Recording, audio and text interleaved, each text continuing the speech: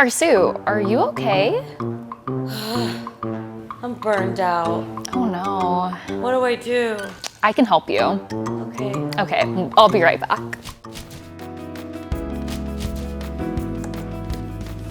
Everyone experiences burnout from time to time, whether it's at school or at work. And while taking a day off or getting more rest can help, if you're consistently feeling burnt out, it's time to get to the root cause. After talking to hundreds of people, we found that there are 3 super common symptoms of burnout: giving in to grind culture, driving on cruise control, and checking out completely. Let's see which kind of burnout you're feeling, and more importantly, let's get to the why behind your burnout and give you ideas for how to fix it. It seems like everyone's obsessed with grind culture right now, but I've got some bad news. Overworking is a symptom of burnout, or a sign that burnout is right around the corner. Because working too hard doesn't equal passion. Instead, the why behind the grind is often imposter syndrome or even fear. It comes from thoughts like, I really need to prove myself, or it seems like everyone else is giving 150%, so I should too. So how do you get out of the grind? Let's get some advice from someone whose workplace actually helped her shift away from this mindset. I think the word grinding is actually really important to think about. We call it grinding, where we're trying to work so hard that we are meeting physical resistance, right? That's what grinding kind of implies, is you're pushing too far. You are meeting physical resistance, your body is not wanting to do this, and yet it's celebrated. Instead, you kind of expect to have to sacrifice the work-life balance for the sake of productivity.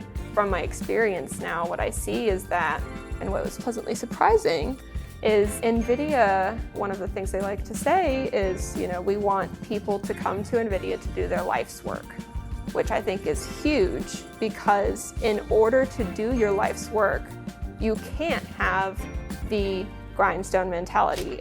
If one of the top tech companies on the planet can prioritize balance, you can too. So here's the fix for this form of burnout: hard conversations, boundaries, and feedback. The cure for overworking is simply setting boundaries, but that can be hard too. A good place to start is by having a candid conversation with your manager or professors about how you're feeling and how to set realistic boundaries. It seems intimidating, but good mentors don't want you to burn out. They want you to be empowered to do your best. If you're stuck in the grind, it can also be helpful to get feedback. If you talk to coworkers or teachers and ask them to give you real constructive feedback, you can get pretty helpful validation to help you push through imposter syndrome or see exactly where you need to improve, instead of burning out trying to do everything at once. If you feel like you're kind of connected to your work, but you're maybe not as inspired or driven as you once were, you're on cruise control. This type of burnout happens to everyone from time to time, because the why behind this burnout is just that you're feeling kind of stuck. It's usually a need that's not being met or a little bump that you can push through. So here's the fix: finding fulfillment in and out of work.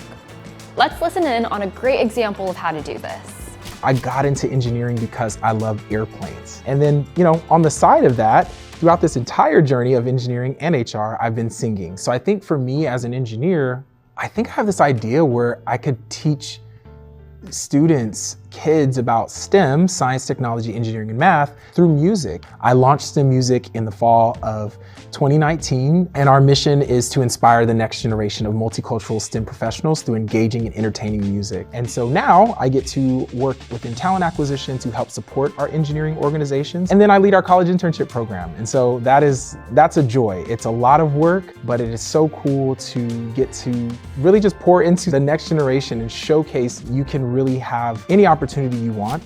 Battling burnout by adding more to your plates may sound wild, but honestly, your work or your major probably won't fulfill every part of you unless you shape it to meet your needs.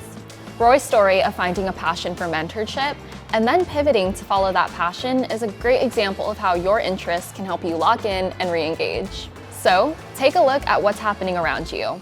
Maybe there's an opportunity or a project that can tap into your interests and get you more engaged. Or maybe you need to find community or better engage with your interests outside of work. So try a new hobby or pick up an old one. Sign up for a group activity or a volunteer opportunity. Once your cup is filled, you'll be surprised at how quickly you re-engage with your work and maybe even find ways to give it a new meaning. A lot of people call being checked out quiet quitting, and I don't want to scare you, but it's kind of the most serious form of burnout. Because the why behind totally checking out is you're simply not interested. And when you're not interested, there's no motivation to do anything beyond the bare minimum. That means this burnout could hurt you in the future because while others are learning and building their skills, you're pretending to be anywhere else. So if you're feeling this type of burnout, it's time for a big pivot. And that's the fix. Get back to your interests and open yourself up to change. Let's hear some advice on a super simple way to refocus on your interests. I find that when I'm a little confused or find myself kind of burned out by life's journey and feeling not very creative, I'll say, okay, I need a Sophia check. Like, Sophia's my daughter, so I need to do something with her, like go for a walk and then just ask her questions about stuff. This will sound cliche, but when you see things from a child's perspective, the world can be very hopeful.